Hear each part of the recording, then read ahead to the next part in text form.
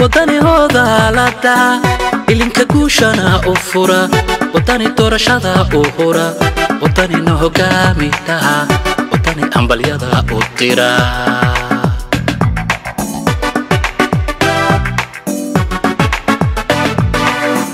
wadani hooda lada ilinka guushana u fura wadani doorashada u hura wadani no hogaamitaha wadani ambalyada u tira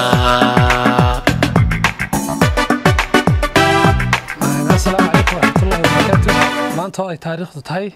7 bishii 2017 halkan waxaan u joognaa munaasabada furitaanka xafiis kamid ah xafiisyada boqolaalka kor u dhaafay ee xaafada Koobiista Kameey Axmed Dagax xafiiskan runtii waa xafiis loogu shaqeyn doono xisbiga wadani labadan degmo hadduu alla hidmo runtii xafiiskan waxaa nagala qayb qaatay in furitaankiisa uu furmo Koosgaaf iyo Cabdiraxiin oo iyagu runtii soo bixiyay qaadaanka xafiiska lagu furay marka insha Allah waxaan rajaynayaa inuu xafiiskan noqdo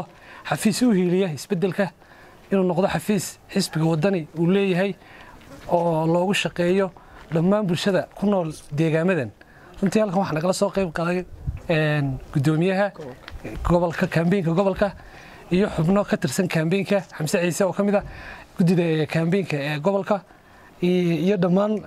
marti sharafta kale nagala soo qayb gashay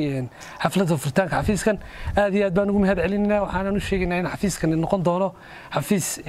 loogu shaqeyn insha Allah uu noqon doono xafiis sida maanta loo furay weliga u furaada hadii alla bismillaahir kariim وانا aad baan idin salaamayaa wasalaam alxamdulillahi rabbil alamin runtii waxaan aad iyo aad ugu mahad celinayaa dhalinyarada soo qaba qaabisa xafiiskan aynu maanta ka furayno degmooyinka Koobiista Kameey iyo Axmed Dagax runtii aan leeyahay xafiiskan wuxuu noqon doonaa xafiiska afarta cishay noo haray abaabulka ugu weyn laga gali doono labada degmee Koobiista Kameey iyo Axmed Dagax insha Allah waxaan ku rajaynaynaa in xafiiskan noqdo xafiiska guusha laga istaaro waxaan aad iyo aad ugu mahadnaqayaa labada xubnood ee la xusay ee runtii ka soo qayb qaatay muxuu furitaanka xafiiska inuu suurtagal noqdo Cabdiraxiin Roodi iyo Koosgaaf aad iyo aad baan ugu mahadnaqayaa run ahaantii waxaan dadweynaha gobolkan Maroodi Jeex khaasatan degmooyinka Axmed Dagax iyo Koobiista Kameey aan aad iyo aad ugu baraarujinayaa inay kaararka ilaashadaan oo runtii qoladii qowlaysatada hay'adda kulmiye ay soo qaatay burcadnimo markay arkeen inaanay cod helayn inay codadka qasaariyaan marka dadweynaheena waxaan leenahay kaararka ilaashada dadweynaheena waxaan leenahay isbedelka u hiliya afar cishay inoo haray si nabadgelyo aynu ku codayno runtii aad iyo aad waxaan ugu mahadnaqayaa dhalinyaradan ka soo qayb gashay iyagana Mujaahid Cali iyo Wali Jicsin iyo Allahumma salli ala Maxamed Caaqilka ahaana gudoomiye hore muxuu degmada Gumburaha iyo Caaqil Farxaan gudoomiyaha gobolka isna nagala soo qayb galay runtii ayaan le Jamaal Ciidiid ilka casay waa groupka dhalinyarada runtii xaafadan Axmed Dagax iyo Koobiista Kameey qaban qaabada ugu fiican xagga garanaysa horumarka in muxuu ahaa dhaqan dhaqaale runtii aad uga wada waxaan aad iyo aad aan leeyahay waad ku mahadsantihiin hawsha guriguna waxaan Ilaahay ka rajaynayaa inuu noqdo guri guusha bismillaahir kariim marka hore halkan waxaan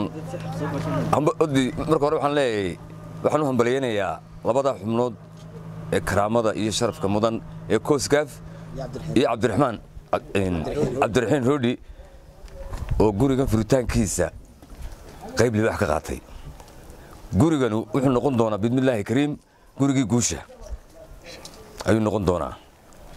guri shanta sanaba inuu sidaa u furnaado bismillaahir kariim ayaanu jecelahay anoo uga faa'iidsanayaa furitaanka gurigan fariin yar waanu diraayo inanka maayarka leeyahay inanka maayarka waxaan leeyahay war sidiidaada mooyo dhulacaaga hubso inan reer baatay deegaankan iyo magaalada caasimadda Hargeysa waad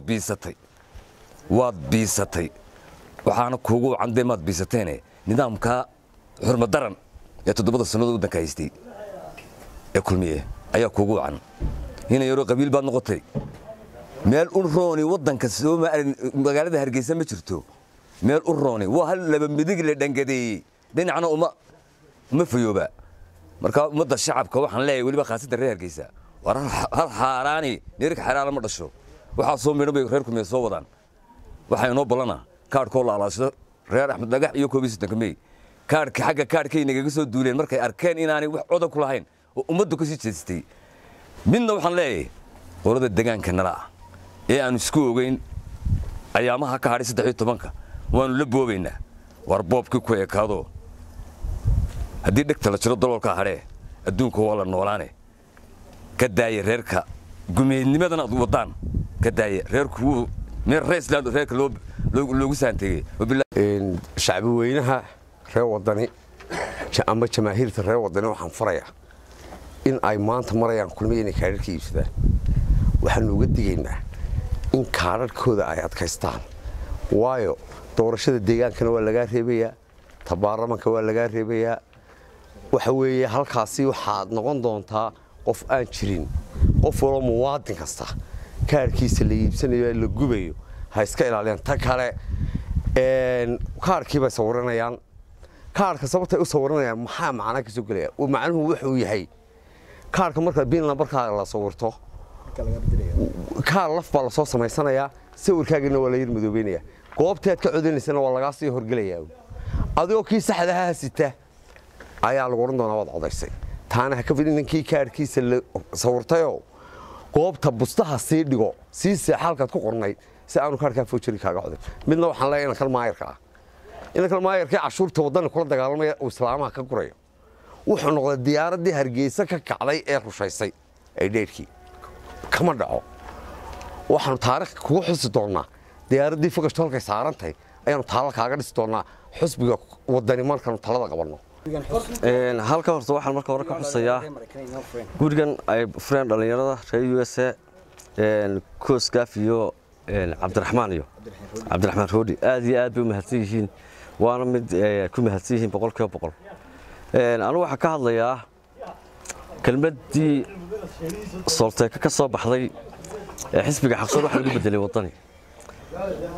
waa ay cid ku bedeshay cid dalka ka talinaysay waa ayo mas'uulka ka ahayd dalka Soomaaliland wax kasta oo dalka Soomaaliland ka dhaca cid baa loo doortay oo shacbigan u doortay oo loo daba fadhiisanay cidii talada dalka lahayd baa ku bedeshay waana xukuumadda iyo xisbiga kulmiye anigu xaqsoor baan xilliga ahaa ragii ku dhaawacmay baan ahaa godobtayda waxaan u tirinayaa xukuumadda kulmiye meel kasta oo ay joogaan reer xaqsoorna waxa leeyahay godobta xisbigii inaga galay waa xukuumadda kulmiye ee taa ogaada yaan maanta leeyahay qalad taasi waa taa talabaad waxaan Sheekh Axmed Nagax aad ugu baraarujinayaan ugu baaqaya waxaad ka mid tihiin deegaanka magaalada Hargeysa ma waxaad doonaysaan inaad golaha deegaanka ka hadhaan ma waxaad doonaysaan inaad baarlamaanka ka hadhaan degmada Koodbuur iyo Juunbaa idinkaga soo duulay oo kaadhadhkii bay doonayaan inay iibsadaan si ay golaha deegaankana uga hadhaan baarlamaankana uga hadhaan waxaan leeyahay Sheekh Axmed Nagaxow dalka waxa ka socda degmo lagu soo duulay iyo degmo laga soo duulay Koodbuur iyo Juunbaa idinka xiinayeen wanaagsan yihiin markii kaadhadhkiina ku soo duulayaan waxaan ilaa arrinta ka digtoonaada wasalaam calaykum marka hore waan salaamayaa madaxda xisbiga goobta joogta mar labaad waxaan mahad celinayaa labada xubnood ee la xusay lahaa in maaragtay hawshan ama halkan arrinkan inuu joogno inoo fulo Koosgaaf iyo Cabdiraxiim Roodi waynu mahad celinaynaa labadoodaba iyo intii kale ee ka howlgashay ee dhalinyarada Hargeysa ama xaafadan Axmed Dhagax iyo Koobisna kamid ah waxaan soo dhaweynaynaa aqalka waan soo dhaweynaynaa waa aqal aad u qurux badan waana aadna u weyn yahay waxaanu noqon doonaa siday sheegan dhalinyaradu mid maaragtay labada degmo ka dhaxayn doona ama hawsha inta aynu ku jirno doorashada ama ka shaqayn doona runtii waynu u baahnayn guriga waynu u baahnayn guri intaa leego xaafadda markii hore ka dhisnaana midun baa jiray ama xusbiga u kareysnaa mar haddee dhallinyaradeenna ay kan inoo sameeyeen waynu uga mahad celinaynaa waana xusbiguna waa mid u baahnaa mar labaad kolley dee xaqsoor baa lagu soo celcelinayaa iyo xilligiisii cabdiraxmaan maxamed cabdilaahi dee horta xidhiidh may wada lahayn markii hore reer xaqsoor xidhiidhku wuxuu ka dhexeeyey muuse biixi ayuu ka dhexeeyey iyo dee xusbigaa kulmiye ururka wadani markuu ururka ahaa wax xidhiidhoo ka dhexeeyin jiray muu jirin cidda godobta ay u haysaa reer Axmed Dhagax ama Koostonka May cidda godobta u haysaa xilliga xaqsoor waa muuse iyo xusbiga kulmiye cid kale loo hayaa ma jirto hadduu ka hadli lahaa berigaana dee wuxuun bay ahaan lahayd ereyadii ku hadlayna dee muuse waxyaabaha maanta dee reer Axmed Dhagax ama deegaanka gobolka Hawd ka soo jeedo oo dhan meel ay joogaanba dabadiyo gudaba meel ay joogaanba waxyaabaha ku kalifay inay maanta u codeeyaan xusbiga wadani waxa weeyaan erayadii ka soo baxay musabixi xilliga ururkii xaqsoor dee la riday weeyaan marka horta ku biya cabtaa talabaad waxaan leeyahay deegaankan Axmed Dhagax ama gobolka Maroodijeex oo dhan waa sidaa uu sheegay Cabdixakiin waa duulaan baa la soo qaaday kaarkiinina waa la iibsanayaa maantadana la iibinayaa oo waxa lagu bedelayaa waa raashin baa lagu bedelayaa goordhowna waxa lagu kala adkaan doonaa ama lagu kala badin doonaa golo deegaan iyo golo baarlamaan waxaad ku soo baxaysaa waa kaarkanaad ku soo baxaysaa golo deegaan iyo golo baarlamaan labadaba kaasaad ku soo baxaysaa qof walba niyadaada geli magaalada Hargeysa ama gobolka Maroodijeex waa lagaga cod badnaanaya ama golaha deegaanka lagaga badnaanaya ama golaha baarlamaanka lagaga badnaanaya cid doonto hadaa doonto ma garanaysaa hadaa xusbi kale aad aaminsan tahay oo hay gobolkaaga degmadaada oo hay cod iyo muxuu ahaa kaarka si kaarkaaga ayaan laga jabinin tan ku soo gabagabeynaya waxa weeyaan kaarkan waxa galay dhaqaale badan baa qarankan ka galay oo aad u badan maanta ninka jabinaya waa ninka inaga doonaya inaynu kursiga inaga doonayo weeyaan adduunka inta leegna wadanka qaranka ayaa galiyay kaarka ninka maanta musuq sameynaya inuu kaar ku sameeyo dee qaran dhan sida loogu aaminayaa taasna shacabka Soomaaliland bay u taallaa si ay u aaminayaan qof ninka caynka sameynaya xilliga iyadoo laba dooranba maanta halka maraya